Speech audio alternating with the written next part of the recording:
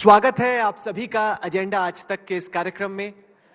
आइए कुछ अब चुनावी विश्लेषण किया जाए।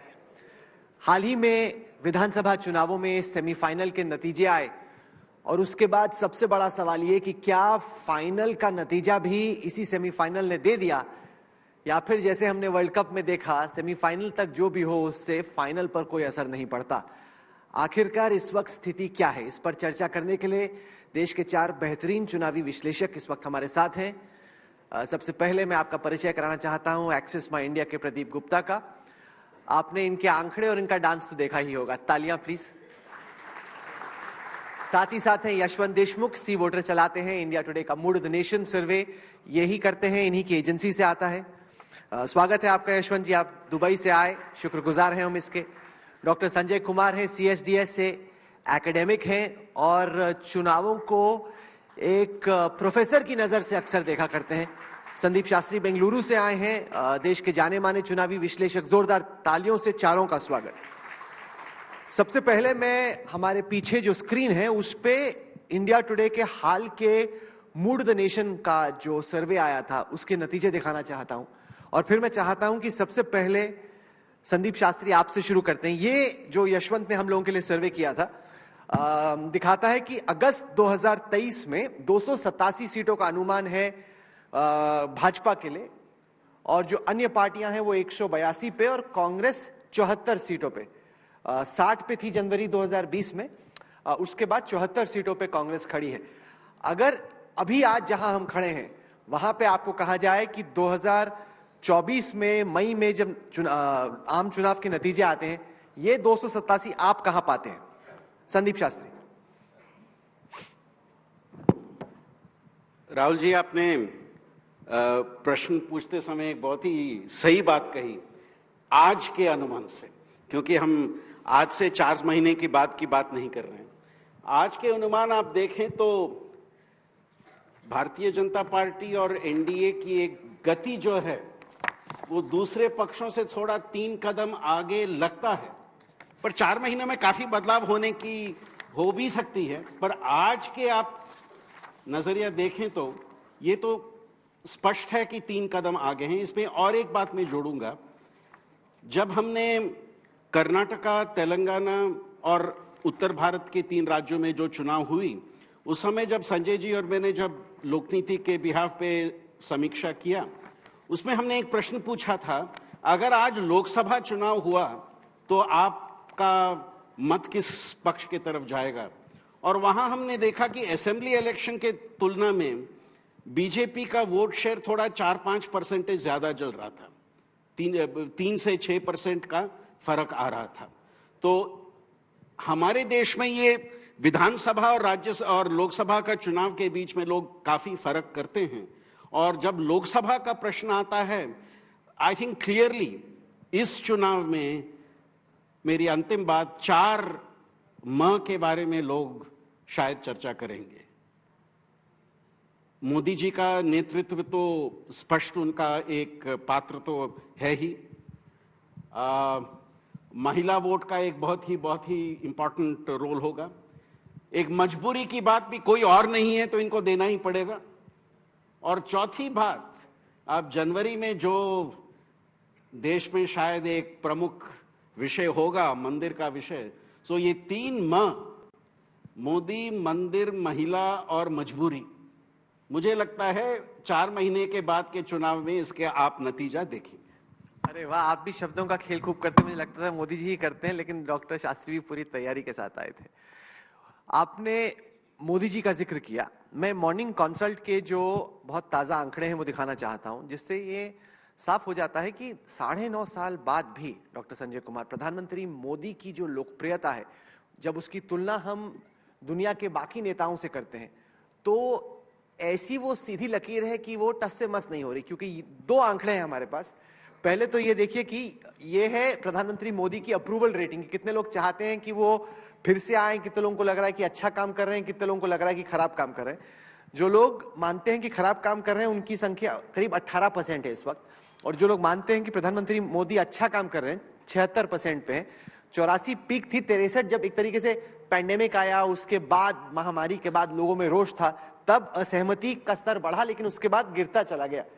क्या आप, जब आप अंतर्राष्ट्रीय स्तर पर तुलना करते हैं डॉक्टर कुमार, क्या आपने कभी इस तरह की चीज देखी है हाल के राजनीतिक इतिहास में? कोई नेता जिसकी लकीर, क्योंकि बाइडेन के अभी 4 साल भी पूरे नहीं हुए, उनकी एंटी इनकम्बेंसी बहुत बढ़ गई है, पॉपुलैरिटी रेटिंग घट गई है। वो भी आंकड़े हमारे पास है, मैं आपको दिखाऊंगा। ये देखिए, ये है नरेंद्र मोदी 76% पे सबसे ऊपर, उसके बाद है ओब्राडोर मेक्सिको के 66%, बसेट स्विट्जरलैंड के 58%, लूला ड सिल्वा 49%, ये जो बाइडेन बेचारे 37%, पेड्रो सांचेज स्पेन के 37%। ये नंबर 1 क्यों आ रहे हैं बार बार मोदी जी? देखिए राहुल, जब हम देश में सर्वे करते हैं और उसमें जब प्रधानमंत्री नरेंद्र मोदी की पॉपुलैरिटी बहुत हाई दिखाई पड़ती है तो हमें बहुत आश्चर्य नहीं होता है, क्योंकि एक तो उनके काम को लोग सराहते हैं, उसके कारण लोग उन्हें पसंद करते हैं, और दूसरा जिसका जिक्र संदीप शास्त्री कर रहे थे कि मजबूरी का मतलब कोई विपक्ष में नहीं है, उसके कारण उनकी पॉपुलैरिटी और बढ़ती है। लेकिन जो आश्चर्यजनक बात यह है, और इस बात की वो पुष्टि करता है, इंडोर्स करता है कि प्रधानमंत्री नरेंद्र मोदी की पॉपुलैरिटी बहुत ज्यादा है, जब ये इंटरनेशनल सर्वेस, क्योंकि जब आप इंटरनेशनली जब सर्वेस करते हैं वहां पर देश में, हिंदुस्तान में एक ऑल्टरनेटिव का अभाव है, इस बात की बहुत चर्चा नहीं है। इस बात की सिर्फ चर्चा होती है कि प्रधानमंत्री नरेंद्र मोदी का काम कैसा है। तो ये अपने आप में एक एंडोर्समेंट है कि प्रधानमंत्री नरेंद्र मोदी सचमुच पॉपुलर हैं देश में। भले ही उनके बारे में आप ऊपर नीचे ओपिनियन करते रहें, लेकिन एक इंटरनेशनल सर्वे, और वो लगातार, जिस आंकड़े का आपने जिक्र किया, वो लगातार उनकी पॉपुलैरिटी तकरीबन 70-75% के आसपास दिखा रहा है। ये इस बात का एक तरह से सूचक है कि प्रधानमंत्री नरेंद्र मोदी सचमुच काफी पॉपुलर नहीं, उतना तो आंकड़े ही बता रहे हैं। क्या आपने कोई दूसरा हाल के राजनीतिक इतिहास में नेता देखा है जिसकी लकीर इस तरीके से या तो बढ़ती जा रही है या बहुत कम गिरती है या फ्लैट है, गिर नहीं रही है? बिल्कुल नहीं राहुल, अगर आप पिछले 20 साल के राजनीतिक इतिहास को देखें, दुनिया में अलग अलग देशों में भी देखें, तो इतना कांस्टेंट पॉपुलैरिटी की कभी भी डिप नहीं। एक बार आपने उन आंकड़ों में दिखाया, एक बार वो मामूली डिप है 10-12% का, बट वो एपिसोडिक था, कोविड का समय था, लेकिन कांस्टेंट पॉपुलैरिटी, एक इंडिविजुअल की, एक प्राइम मिनिस्टर के रूप में कांस्टेंट पॉपुलैरिटी पिछले 20 साल में तो किसी दुनिया में किसी लीडर की इतनी पॉपुलैरिटी मुझे दिखाई नहीं पड़ी। सबसे बड़ा सवाल यशवंत देशमुख तो इस वक्त यह है कि सेमीफाइनल के नतीजे सबने देखे, क्या सेमीफाइनल में जो हुआ, और यहां पर चूंकि इलेक्शन कुछ हद तक लोकलाइज था, रीजनल था, तो चैलेंजेस ज्यादा थे। सेमीफाइनल के नतीजे से क्या फाइनल का नतीजा एक तरीके से तय हो गया आपके हिसाब से, या ये कहना बहुत बड़ी जल्दबाजी होगी? राहुल, आपने सेमीफाइनल, फाइनल, क्रिकेट शुरुआत आपने की थी, तो मैं फिर क्रिकेट से ही इसको समझाना चाहूंगा। मेरी जनरेशन में खासतौर पे हमको याद है, बाकी लोग जो हमारी उम्र के होंगे उनको भी याद होगा, हमारे हिसाब से क्रिकेट की सबसे बेहतरीन टेस्ट टीम क्लाइव लॉयड वाली वेस्ट इंडीज की टीम थी। उसके आसपास कोई दूर दूर तक नहीं आया। और एक किस्सा था, जब वेस्ट इंडीज की टीम इंग्लैंड के दौरे पे थी और डेसमंड हेज और गॉर्डन ग्रीनिच ये ओपनिंग में आते थे, 100 ऐसे ही बना देते थे, और इनमें से कोई एक आउट होता था तो अपोजिशन का बॉलर खुशी नहीं मनाता था, क्योंकि 1 डाउन पे विवियन रिचर्ड आ रहे होते थे। तो विवियन रिचर्ड आ रहे थे, इंग्लैंड के बॉलर ने अपने कैप्टन को पूछा, कैप, मैं कैसे इस बल्लेबाज को आउट करूं, कुछ आइडिया है आपके पास में? तो इंग्लैंड के कैप्टन ने अपने बॉलर को बोला, इसको तुम आउट नहीं कर सकते, मनाओ कि कब ये बोर हो जाए तुमको पीट पीट के और अपना विकेट ड्रॉप करके चला जाए। तो विवियन रिचर्ड अपनी जगह बना हुआ है, बॉलर कोई आप लगा दीजिए 24 के लिए, मुझे किसी भी सूरत हाल में विवियन रिचर्ड के आउट होने की संभावना तब तक नहीं दिखती जब तक विवियन रिचर्ड बोर नहीं हो जाए और अपना विकेट फेंक के ना चला। इन लोगों को इतना मजा आता है चुनाव में, बोर होने का तो नाम ही नहीं। इनको तो सुबह से लेकर रात तक चुनाव लड़ने लड़ाने में बहुत मजा आता है, तो ये तो बोर नहीं। विवियन रिचर्ड बेशक बोर हो जाए, exactly, मोदी शाह बोर नहीं होंगे, नहीं बोर हो रहे हैं। और आप देख रहे हैं कि वो जिसे परमानेंट कैंपेन मोड में हम जिसे कहते हैं, उसको क्रिटिसाइज भी राहुल बहुत किया जाता है, लेकिन द थिंग इज, बंदा 24/7 लगा हुआ है। बंदा म्युनिसिपैलिटी इलेक्शन हो चाहे लोकसभा इलेक्शन हो, कई बार हम लोग सोचते हैं कि ये इलेक्शन तो बीजेपी हार रही है, नरेंद्र मोदी वहां जाके इतना भयंकर कैंपेन क्यों कर रहे हैं? कर्नाटक पता है, 1 साल से पता था हार रही इतना। बेसिकली मुझे लगता है कभी कभी वो हेज फंड मैनेजर की तरह से ना वो हेजिंग करते हैं कि कर्नाटक के चुनाव में जाके इतना प्रचार करो, इतना प्रचार करो, इतना प्रचार करो कि जो सुनने वाला आए, मोदी जी के कहने पे इनके सड़े हुए सीएम को तो मैं वोट नहीं दूंगा, वो बात अलग है, लेकिन बेचारे इतनी दूर तक आए तो जब उनका इलेक्शन आएगा तब मैं वोट दूंगा। अब इस समय कर्नाटक का इलेक्शन भयानक गिल्ट मोड में है, भयानक किस्म के गिल्ट मोड में है। वो उसको लगता है वोटर को कि यार यहां का तो जो पलटना था मैंने पलट दिया, अब नरेंद्र मोदी का इलेक्शन है उसमें तो मुझे जाके वोट देना होगा। मुझे लगता है कि वो 24/7 की जो कैंपेनिंग है ना, वो वोटर को गिल्ट में भी डालती है कि बंदा इतनी बार आ रहा है, हमने अपने तरीके से वोट दिया, बीजेपी को हरा दिया, लेकिन नरेंद्र मोदी को नहीं हारने देना। He is investing in that. मैं कुछ आंकड़े आप लोगों को दिखाना चाहता हूं जो बताते हैं कि कितनी सीटों पर 2019 के चुनाव में कौन सी पार्टी नंबर 1 रही और कौन सी पार्टी नंबर 2 रही। जब आप इन आंकड़ों को देखते हैं कहीं ना कहीं ये साफ हो जाता है कि कांग्रेस एक बहुत कमजोर कड़ी के तौर पे उभर के आ रही है और रही भी है। और जब तक भाजपा और कांग्रेस की लड़ाई हो रही है, ऐसा लग रहा है कि एक सुपर हैवीवेट बॉक्सर है, दूसरा बैंटमवेट बॉक्सर है, सुपर हैवीवेट बॉक्सर नहीं जीतना है, ये तो तय है। तो ये है वो आंकड़े 2019 के लोकसभा चुनाव से। ये हैं वो सीटें जहां पर कांग्रेस जीती थी, वो 52 हैं, जहां पे कांग्रेस रनर अप रही वो 209 है, और जहां जहां कांग्रेस और भाजपा की लड़ाई थी वहां करीब 80% से ज्यादा सीटों पर बीजेपी ही जीत रही थी। ये तृणमूल कांग्रेस की है, उनके जीतने वाले 22 उम्मीदवार थे, रनर अप रहने वाले 19, डीएमके के 24 जीतने वाले थे, लेफ्ट के 5 जीते, रनर अप पोजीशन पे रहे 17, सपा 31 पे रनर अप रही, 5 उम्मीदवार उनके जीते। शरद पवार की पार्टी जो थी उस वक्त पे 5 जीते, 15 रनर अप रहे। जेडीयू के 16 विनर्स, 1 रनर अप, और जेएमएम का 1 विनर, 3 रनर अप, आपका 1 विनर, 2 रनर अप। काफी चर्चा प्रदीप गुप्ता इंडिया अलायंस को लेके हो रही है।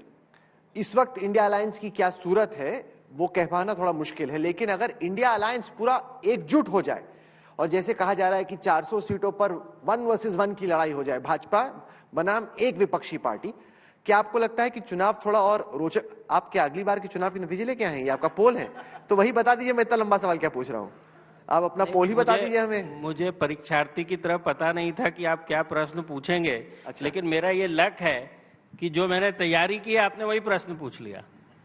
अच्छा, ये देख लीजिए कि कहाँ पे 1-on-1 हो सकते हैं अपोजिशन के तो उम्मीदवार। इससे साफ हो जाता है कि आपकी तैयारी भी अच्छी और मेरी भी कह सकते हैं।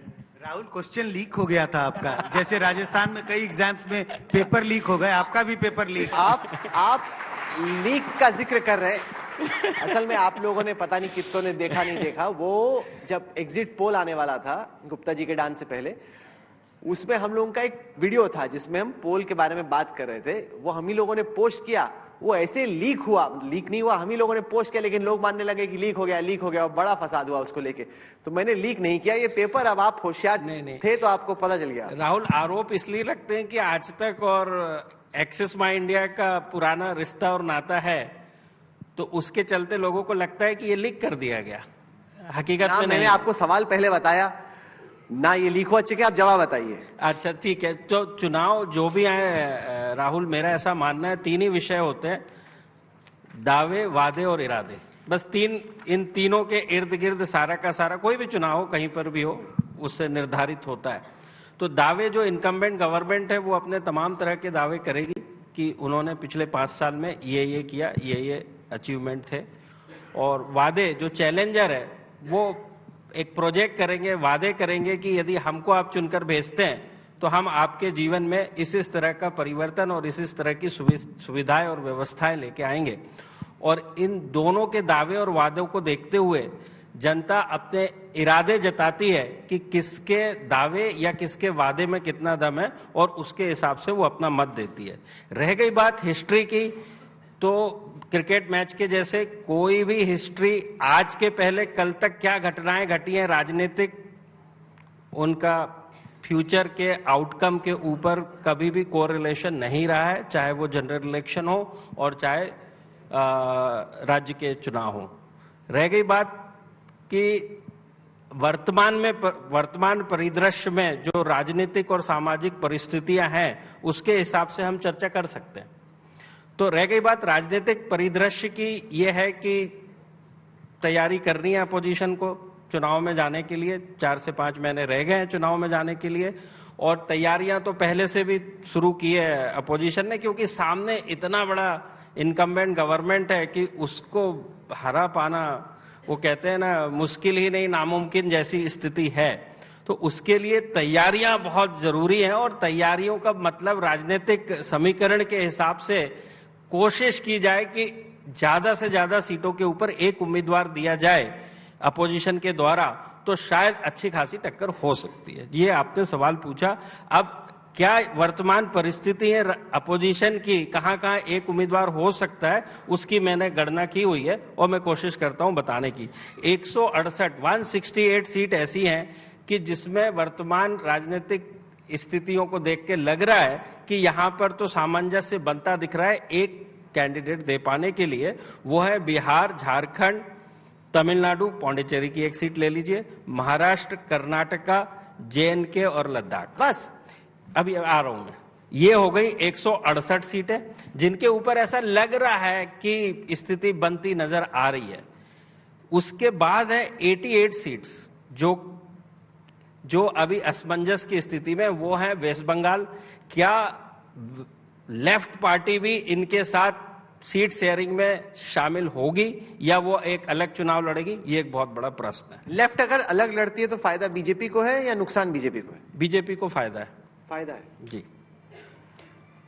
अलग चुनाव लड़ती है तो तीन तरफ वोट, भले वो 2 से 5% ही वोट क्यों ना बटे। कहने को वो पूरे प्रदेश में आपको सीटों नजर आते हैं कि लेफ्ट ने 5% लिए, लेकिन नहीं, कुछ सीटों के ऊपर वो कम से कम 20 से 30% वोट होते हैं, जो बहुत बड़ा नंबर होता है। तो कहने को वो 5 से 7% दिखते हैं, बट वो 5 नहीं होते, जो आपने यहां पर भी देखा राजस्थान के अंदर। कहने को वो 3% BSP के हैं, बट उन्होंने कम से कम 25 सीटों के ऊपर डेंट किया कांग्रेस को। उसके बाद है पंजाब, दिल्ली और गुजरात। यहां पे आम आदमी पार्टी है तीसरी पार्टी के तौर पर। तो क्या यहां पे स्थिति बनेगी एक उम्मीदवार देने की? तो ये कुल मिला के 88 सीट्स हैं। तो ये 88 और वो 168, ये मिला के होती है 230। ये 230 सीट्स हैं जिसके ऊपर इनको निर्णय लेना है, जहां पे कि क्षेत्रीय पार्टियां बहुत स्ट्रांग हैं। उसके बाद आते हैं कि जहां संभव ही नहीं है, होना ही नहीं है, वो सीटें हैं 153 सीटें। 153 बहुत बड़ा नंबर है। उत्तर प्रदेश में ये निश्चित हो चुका है कि बसपा BSP अलग चुनाव लड़ेगी, तो सीधे सीधे 80 सीटें हो गई। हरियाणा में लगता नहीं है कि एक ओम प्रकाश चौटाला जी की एक पार्टी है और एक दूसरी पार्टी है। उसके बाद है आंध्र प्रदेश, वहां पे प्रासंगिक ही नहीं है, क्योंकि वहां पे जो दोनों पार्टियों का वर्चस्व है उसमें कांग्रेस या इंडिया गठबंधन और BJP दोनों का लेना देना नहीं है। YSRCP और TDP उन्होंने तय कर लिया है कि हम दोनों के साथ नहीं जा रहे हैं, अपने अपने चुनाव लड़ेंगे। तो वो 25 सीटें हैं। उड़ीसा में ये निश्चित है कि बीजू जनता दल भी किसी के साथ नहीं जा रहा है, और तेलंगाना में BRS ने शुरू से स्टैंड अभी तक 17 सीटों पे बनाए रखा है कि वो किसी के पास नहीं जाने वाले हैं। तो इन 153 सीटों के ऊपर कोई स्थिति बनती नजर नहीं आ रही है एक 1 by 1 उम्मीदवार की। अब बात करते हैं इर्रेलेवेंट सीट कि इनका उससे ये 1 या 2 का कोई महत्व नहीं रह जाता है। वो है 134 सीटें, जहां पे करीब करीब हर जगह पे कांग्रेस की और BJP की डायरेक्ट। ये आप इरेलेवेंट मान रहे हो कि BJP का यहाँ जीतना तय है? नहीं, मैं बीजना नहीं मान रहा, मैं मान रहा हूं कि इनके ऊपर एक उम्मीदवार पहले से ही है। तो इन सीटों के ऊपर कुछ ऐसी सीटें हैं, इसमें नॉर्थ ईस्ट और असम को भी उसमें ले ले तो 25 सीट ऐसी हैं कि कुछ कह नहीं सकते। इसके अंदर रीजनल पार्टियां भी हैं। उसके बाद है MP, राजस्थान, छत्तीसगढ़, उत्तराखंड, हिमाचल प्रदेश, गोवा, कर्नाटक। इन सबको ले लें, इन सीटों को, तो यहाँ पे कांग्रेस और BJP की 1-on-1 ऑलरेडी फाइट पहले से होती रही है और आगे भी होगी। तो इस हिसाब से आप ये देख पाएंगे जो 1-on-1 की जो कहानी है, 400 की जो कल्पना है, यदि इन 230 में संभव होता है तो 134 पे पहले से है। तो कुल मिला के ये सीटें हो गई आपकी 364 सीटें, जो 400 के करीब है। लेकिन अभी इसमें बहुत बड़ा प्रश्न चिन्ह लगा हुआ है। ये सारा कुछ निर्भर करेगा कि कौन कितना फ्लेक्सिबल है, कौन कितना नीचे जाने के लिए तैयार है। और इसमें मेन एक जगह पर केवल लेफ्ट है जिसको ये निर्णय लेना है, बाकी जगह पे कांग्रेस है जी। जिसको निर्णय लेना है। तो कांग्रेस की आज की डेट में फ्लेक्सिबिलिटी इस चुनाव की 3-1 की हार के बाद कह सकते हैं कि फ्लेक्सिबिलिटी अच्छी खासी अच्छा, मैं होगी। दर्शकों को और यहाँ पे जितने लोग बैठे हैं बताऊं कि जब गुप्ता जी हम लोगों के साथ आए थे तो बोलते बहुत कम थे, अब इतना बोलते हैं कि बोलना रुक ही नहीं रहे बात। तो आप तो एकदम ही मतलब नहीं, आपने इतना गेम बड़ा चेंज हो गई है। इतना बड़ा पूरे हिंदुस्तान पहले कम के छोटा छोटा बोलते थे। हिंदुस्तान के इतने बड़े नंबर पूछे हैं, तो अब आपको प्रश्न पूछा है तो उसके लिए उत्तर के लिए उतनी जगह अच्छा, देनी पड़ेगी। दूसरी चीज इससे थोड़ा जुदा में जानना चाहिए, जो आप डांस करते हैं हर बार आके, उसकी प्रैक्टिस करते हैं या ऑटोमेटिकली हो जाता है? राहुल देखिए, मेरा जो काम है हाँ, लोगों की समस्याओं को जानना और उनका समाधान सीधे मैं कौन हल्का सवाल करेगा, पूछ रहा मैं हूं, पूछ इतना रहा हूं, मैं बता रहा हूं आपको। तो मेरा काम जो है मार्केट रिसर्च करना है। ये उसी तरह से जैसे एक क्रिकेटर है, यदि वो जीत जाए या कोई बॉलर विकेट ले ले तो वो जो एक खुशी मना लेता है, उसके अंदर जो थोड़े बहुत हाथ पैर चल जाते हैं वो चल जाते हैं। नहीं हाथ पैर चल जाते। वो क्रिकेटर तो कभी कभी शर्ट भी उतार देते हैं। अगर क्रिकेटर सौरव गांगुली, शुक्र है हम वहां नहीं पहुंचे अभी, सिर्फ डांस ही हो रहा है, शर्ट नहीं उतर रही है। नहीं, उसमें आपकी इज्जत का भी ख्याल रखना पड़ता है। अच्छा ठीक है। तीन तरह के मुकाबले हैं 2024 के चुनाव में, मैं उसको दिखाना चाहता हूं। एक है जहां पे भाजपा और कांग्रेस की लड़ाई है, पिछली दफा वहां पे क्या हुआ। दूसरा है जहां पर भाजपा बनाम क्षेत्रीय पार्टी है। तीसरा जहां क्षेत्रीय पार्टी बनाम कांग्रेस। तीन तरह की कैटेगरीज हैं, पॉलिटिकल बाबा के आंकड़े हैं। मैं वो आपको दिखाना चाहता हूं और फिर मैं चाहता हूं कि आप थोड़ा एक्सप्लेन करें कि क्या जहां पर आप ये नोटिस करेंगे कि जहां पर क्षेत्रीय पार्टी और कांग्रेस की लड़ाई है वहां पे मुकाबला सबसे रोचक है। जहां पर भाजपा बनाम क्षेत्रीय पार्टी वहां थोड़ा गैप है, जहां बीजेपी वर्सेस कांग्रेस है वहां सबसे बड़ा गैप है। तो अभी आपकी स्क्रीन पे वो डेटा आने वाला है। ये है वो सीटें जहां पर बीजेपी मजबूत है। वो इसलिए क्योंकि बीजेपी पिछले 3 चुनाव में तीनों दफा यहां जीती है। ये वो सीटें हैं जहां कांग्रेस अपने आप को मजबूत मान सकती है। बेचारी कांग्रेस की केवल 17 ही सीटें हैं जिसको वो मजबूत मान सकती है, क्योंकि 3 में 3 दफा कांग्रेस यहां जीती है। 173 ऐसी सीटें हैं जहां पर भारतीय जनता पार्टी पिछले 3 चुनाव में 2 दफा जीती है। 34 ऐसी सीटें हैं जहां पर कांग्रेस पिछले 3 चुनाव में 2 दफा जीती है। 76 ऐसी सीटें हैं जहां पर बीजेपी 3 चुनाव में केवल 1 दफा जीती है। तो ये बीजेपी की कमजोर सीटें हैं।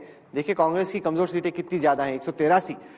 और 199 ऐसी सीटें हैं जहां पर बीजेपी ने पिछले 3 चुनाव में 1 दफा भी जीत दर्ज नहीं की। और इस दफा बहुत कोशिश यशवंत बीजेपी कर रही है कि हम उन सीटों पर जीत दर्ज करें जहां पर हम अब तक नहीं जीते हैं। हमने मध्य प्रदेश में देखा, जो कमजोर सीटें थी वहां पर सबसे पहले उन्होंने अपने उम्मीदवार उतार दिए।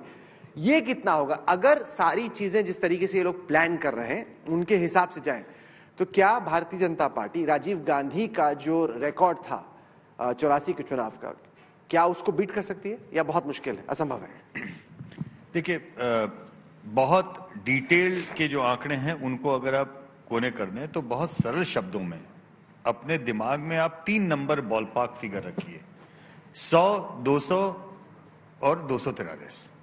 543 की लोकसभा है। मैं बॉलपार्क इसलिए बोल रहा हूं ताकि नंबर आपको खांचे में बिल्कुल सटीक रहे। 100 सीटें वो राहुल जहां बीजेपी नहीं है, बीजेपी कंटेस्ट में नहीं है। Please try to understand. और ये बॉलपार्क नंबर बता रहा हूं, मैं गिन करके आपको भी बता सकता हूं। 40 सीट आपकी तमिलनाडु और पुडुचेरी, 20 सीट केरला, 25 सीट आंध्रा, और मिला मिलू के आप देखेंगे 100 सीटें हैं ब्लॉक राउंड अबाउट, ताकि दिमाग में आपके नंबर बता रहे। 100 सीटें ऐसी जहां बीजेपी लड़ाई में ही नहीं है, कोने कीजिए। 200 सीटें ऐसी जहां पे कांग्रेस वर्सेस बीजेपी की सीधी टक्कर है। बॉलपार्क बता रहा हूं, कोई आपको 189 बताएगा, कोई 191 बताएगा, कोई 180, मैं 200 नंबर आपको बता रहा हूं।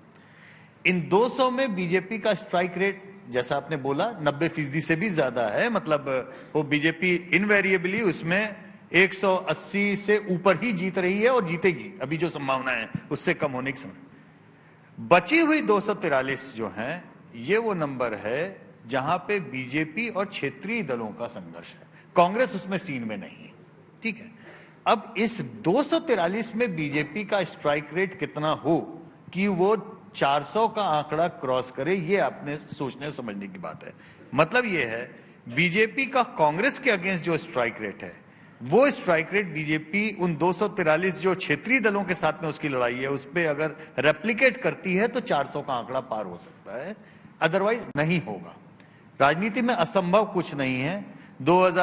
मुझे याद है 2014 का जब मूड ऑफ द नेशन अपना जनवरी का आया था, उसमें हम लोग ने इस बात की चर्चा की थी कि हो सकता है बीजेपी 272 खुद क्रॉस कर जाए, कोई मानने को राजी नहीं था कि संभव ही नहीं है। तो संभव तो असंभव वाला वैसा ही रहता है।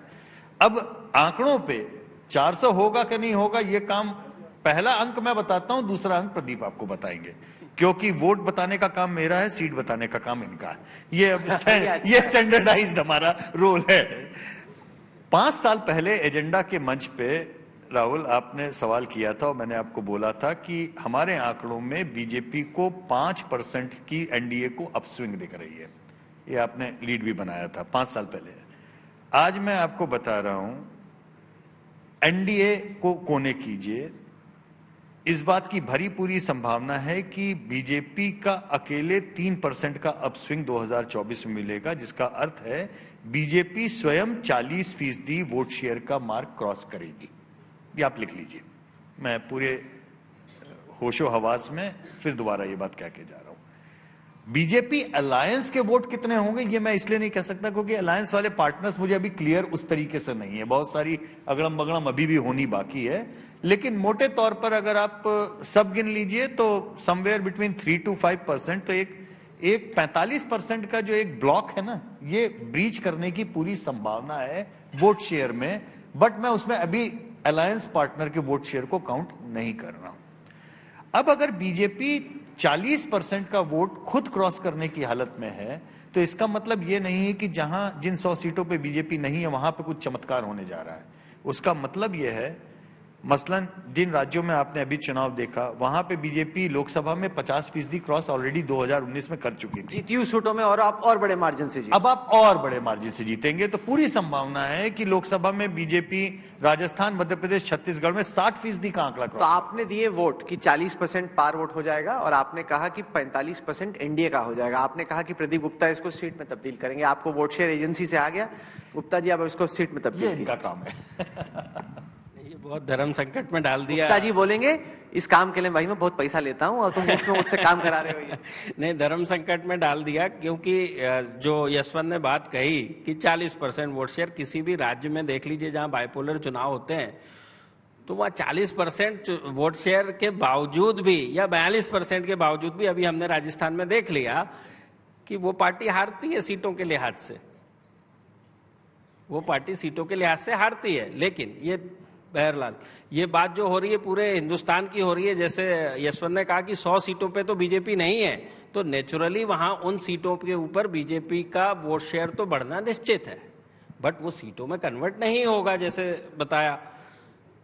तो ये एक टेढ़ी खीर का काम है आज की डेट में उस विषय की कल्पना कर पाना कि 5 महीने के बाद कितनी सीटें हो जाएंगी। अभी की वर्तमान की बात करें तो बीजेपी पहले से बेहतर नजर आती है, वर्तमान की बात। लेकिन वर्तमान में दिक्कत यह है कि आज बीजेपी की तो तैयारी पूरी है, मोमेंटम भी बना हुआ है, लेकिन आप अपोजिशन को इग्नोर नहीं कर सकते। वो ऐसे ही हाथ में हाथ रख के नहीं बैठने वाले हैं, वो भी आएंगे, अखाड़ा है, चुनाव का मैदान है, अपनी पूरी तैयारी से आएंगे, ऐसा मैं मानता हूं। वक्त खत्म हो रहा है संदीप शास्त्री जी, मैं आपसे जानना चाहता हूं कि आपका सीट शेयर वोट शेयर क्या है। एक हमने सुना कि 40% बीजेपी का वोट शेयर और गुप्ता जी ने कहा कि 283 से ज्यादा सीटें, आपका खुद का इस वक्त अनुमान क्या है? राहुल जी, मैं इस प्रश्न को एक दूसरे सिरे से देखूंगा। आपने काफी आंकड़े यहाँ पे दिए। मुझे लगता है हमें इस सीट शेयर के बारे में, वोट शेयर के बारे में डिस्कशन जब हम करते हैं, हमें 5 राज्यों पे ध्यान देना पड़ेगा जिनमें 238 थाने हैं। बिहार, महाराष्ट्र, कर्नाटका, उत्तर प्रदेश और वेस्ट बंगाल। और मुझे लगता है इन 5 राज्यों में जिस तरह का नतीजा जाएगा वहां पे फैसला होगा कि बीजेपी एनडीए पिछली बार के पास पहुंचती है, पिछली बार से ज्यादा जाती है, पिछली बार से कम आती है। मुझे लगता है ये 5 राज्य इसका फैसला करेंगे, क्योंकि इन 5 राज्यों की आप राजनीति देखें तो पिछले चुनाव से आज के चुनाव तक काफी फर्क आया है। सो मैं इन 5 राज्यों में फोकस करते हुए, स्पेशली जहां बीजेपी अच्छा कर रहा है और एनडीए उसके पार्टनर्स अच्छा नहीं कर रहे। और आखिरी बात राहुल, जिस बात पे प्रदीप जी ने कर चर्चा किया, इंडिया अलायंस की समस्या 2 रहेगी। एक, सीट बंटवारा, और अगर वो भी हो गया जैसे प्रदीप जी ने एग्जाम्पल्स दिया था, अगर वो भी हुआ तो क्या वोट ट्रांसफर होगा?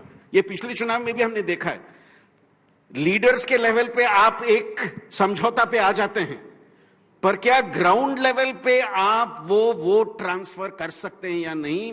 बीजेपी को वोट ट्रांसफर हो जाता है, बट बीजेपी के वोट दूसरों को होता है, कांग्रेस का वोट दूसरों को जाएगा, दूसरों का वोट कांग्रेस को आएगा। वो एक ट्रांसफर इंडिया अलायंस की बड़ी समस्या रहेगी। घड़ी बता रही है कि वक्त खत्म हो गया है, हमारे पास 5 महीने हैं, कई मर्तबा आपसे मुलाकात होगी, फिर से चर्चा करने का मौका मिलेगा। फिलहाल डॉक्टर संजय कुमार, संदीप शास्त्री, यशवंत देशमुख, प्रदीप गुप्ता, आप हमारे साथ एजेंडा आज तक के इस मंच पे जुड़े, बहुत बहुत शुक्रिया आपका।